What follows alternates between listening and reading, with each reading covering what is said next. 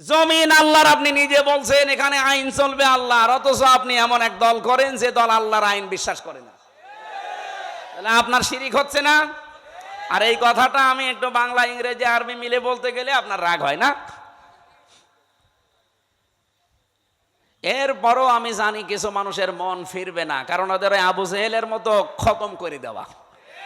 আপনি যতই সুন্দর করে বলেন, নবীজি আবু জেহেলের কাছে 350 বারের উপরে দাওয়াত নিয়ে গেছে, এরপরও লোকটার মন তৈরি হয়নি।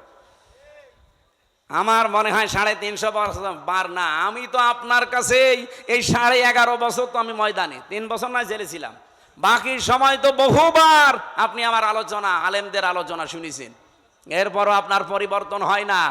আলেমরা কি কোনোদিন বলেছে এই জমিনে আমরা আমার বাবার আইন তৈরি করতে চাই?